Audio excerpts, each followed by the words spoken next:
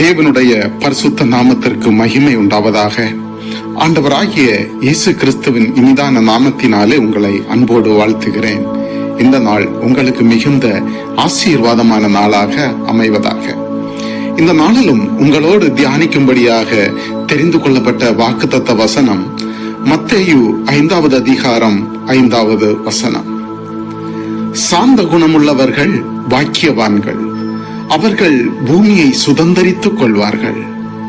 கிறிஸ்துவுக்குள் பிரியமான தேவனுடைய பிள்ளைகளே, சாந்த குணமுள்ளவர்கள் பாக்கியவான்கள், அவர்கள் பூமியை சுதந்தரித்துக் கொள்வார்கள் என்று நாம் வாசிக்கிறோம். சில வேளைகளிலே நம்முடைய குடும்பங்களிலே கூட அநேக பிரச்சனைகளை நாம் சந்திக்கிறதுண்டு இல்லையா?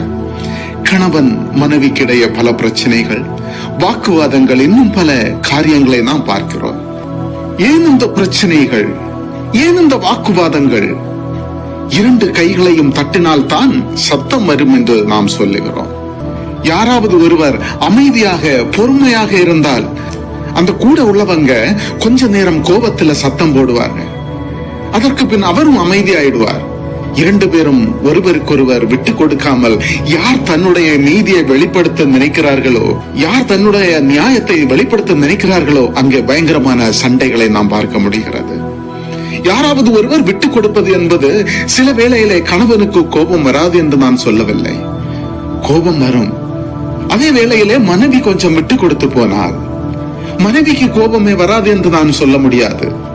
மனைவிக்கு கோபம் வரும் பொழுது கணவன் கொஞ்சம் விட்டு கொடுத்து போனால், பிள்ளைகளுக்கு குழப்பங்கள் கோபங்கள் வருகிற நேரம் பெற்றோர் கொஞ்சம் விட்டு கொடுத்து போனால், பெற்றோர்களுக்கு கோபங்கள் குழப்பங்கள் வருகின்ற நேரத்துல பிள்ளைகள் கொஞ்சம் விட்டு கொடுத்து போனால் அந்த குடும்பமே ஒரு ஆசீர்வாதமாக மாறும் என்பதில் சந்தேகம் இல்லை.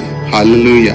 பூமியை சுதந்தரித்துக் கொள்ள முடியுமாயிருந்தால் ஒரு கணவன் மனைவியினுடைய ஒற்றுமையை ஒருவருக்கு ஒருவர் சுதந்தரிக்க முடியாதா? எதனால இதை சுதந்தரித்துக் கொள்ள முடியும் என்றால், நாம் நீடிய சாந்தம் உள்ளவர்களாக காணப்படும் பொழுது, என்னாகமம் 18வது அதிகாரம் 3வது வசனத்தை நாம் வாசிக்கிற பொழுது, மோசேயானவன் பூமியில் உள்ள சகல மனுஷனிலும் மிகுந்த சாந்த குணம் உள்ளவனாயிருந்தான். அப்படி மிகுந்த சாந்த குணம் உள்ளவனாயிருந்ததுனாலதான் 6 லட்சம் பேரை அவன் அந்த கானான் தேசத்திலே நடத்தி கொண்டு போனதை நாம் வேதத்திலே வாசிக்கிறோம். இன்றைக்கு நம்முடைய சொந்த குடும்பங்களை கூட நம்மளால் நடத்த முடியாமல் எத்தனையோ குடும்பங்கள் உடைந்து போகிறது. மோசேனுடைய வாழ்க்கையில நீடிய சாந்தம் உள்ளவனாய் காணப்பட்டான். ஆகவே தான் அன்றைக்கு இஸ்ரவேல் ஜனங்களை அவன் சுதந்தரித்துக் கொண்டான். இந்த வார்த்தையை கேட்கின்ற தேவனுடைய பிள்ளைகளே, இன்றைக்கு நீங்களும் நானும் நீடிய சாந்தத்தோடு வாழ ஆண்டவரிடத்துல தாழ்மையோடு கேட்போமா? ஒரு நிமிடம் கண்களை மூடி ஆண்டவரை நோக்கி அர்ப்பணித்து ஜெபிப்போமா? அன்பும் இரக்கமும் கிருபையும் நிறைந்த நல்ல தகப்பனே, ஆண்டவரே, இது இந்த நாளின் காலை நேரத்திற்காக உமக்கு கோடா கோடி ஸ்தோத்திரம் ஸ்தோத்திரம். ஆண்டவரே, இந்த நாளிலும் கூட நீர் ஒரு அருமையான வாக்குத்தத்த வசனத்தை கொடுத்து அதை தியானிக்கும்படியாக செய்த மேலான கிருபைக்காக நன்றி ஆண்டவரே. இந்த வார்த்தையை யாரெல்லாம் கேட்டுக்கொண்டிருக்கின்றார்களோ அவர்களுடைய குடும்பத்தை ஆசீர்வதிங்க ஆண்டவரே. அவர்கள் செய்கின்ற தொழில்களை ஆசீர்வதிங்க அப்பா.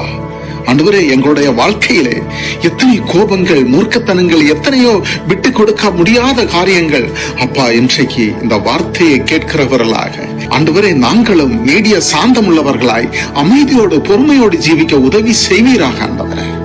இன்றைக்கு அநேக குடும்பத்தில காணப்படுகிற குழப்பங்கள், கணவன் மனைவி பிரச்சனைகள், வாழ்க்கையில குழப்பங்கள், ஆண்டவரே எல்லாவற்றையும் மாற்றி தேசத்தை சுதந்தரிக்கிறதை போல, பூமியை சுதந்தரிக்கிறது போல எங்கள் குடும்பங்களை சுதந்தரித்துக் கொள்ள உதவி செய்யும் ஆண்டவரே. நீடிய சாந்தத்தை எங்களுக்கு தாரும் அப்பா. சுகமில்லாமல் மருத்துவமனைகளிலும் வீடுகளிலும் படுத்திருக்கின்ற உம்முடைய பிள்ளைகளுக்காக ஜெபிக்கிறேன் சுவாமி. ஆண்டவரே, உம்முடைய சுகம் அளிக்கின்ற கரத்தினால் அவர்களை தொட்டு நீர் பலப்படுத்துவீராக. உம்முடைய பிரசன்னத்தினால் அவர்களை தாங்கி ஆசீர்வதித்து நல்ல ஆரோக்கியத்தை கொடுத்தள்ளும் சுவாமி. இன்றைக்கு தேர்வுகள் எழுதி கொண்டிருக்கின்ற உம்முடைய பிள்ளைகளுக்காக ஜெபிக்கிறேன் சுவாமி. ஆண்டவரே, அவர்களுக்கு நல்ல ஞானத்தையும் அறிவையும் கொடுத்தல்லும் சுவாமி. எல்லா வினாக்களுக்கும் விடைகளை அளிக்க வேண்டிய ஒரு புத்தியை கொடுத்தல்லும் அப்பா. ஆண்டவரே, அவர்கள் நல்ல மதிப்பெண்களோடு வெற்றி பெற வேண்டிய ஒரு கிருபையை கொடுத்தல்லும் சுவாமி. உம்முடைய பிள்ளைகளை நீர் ஆசீர்வதித்தருளும் அப்பா. இன்றைய தினத்திலே பிறந்த நாட்களை சந்திக்கின்ற உம்முடைய பிள்ளைகளை ஆசீர்வதிங்க அப்பா. ஆண்டவரே, மட்டும் அவர்களை நீர் பாதுகாத்து வழி நடத்தினீரே அப்பா. உமக்கு கொடா கொடி ஸ்தோத்திரம் ஸ்தோத்திரம் ஆண்டவரே. இனி அவர்கள் புது வருடத்திற்குள் பிரவேசிக்கின்ற பொழுது ஆண்டவரே, புதிய ஆசீர்வாதங்களையும் புதிய நன்மைகளையும் அவருடைய வாழ்க்கையிலே கண்டு கொள்ள வேண்டிய நீர் கிருபையை கொடுத்தல்லும் ஆண்டவரே. எல்லாவித தீமைகளிலிருந்தும் அவர்களை விலக்கி நீர் காத்துக்கொள்ளும். உம்மிடத்தில் ஒப்பு கொடுத்து ஜெபிக்கிறேன் சுவாமி, தாழ்த்துகிறேன். குறை குற்றம் யாவற்றையும் மன்னியும். இயேசு கிறிஸ்துவின் மூலம் ஜெபிக்கிறேன் ஜீவனுள்ள நல்ல தகப்பனே. ஆமேன், ஆமேன், ஆமேன்.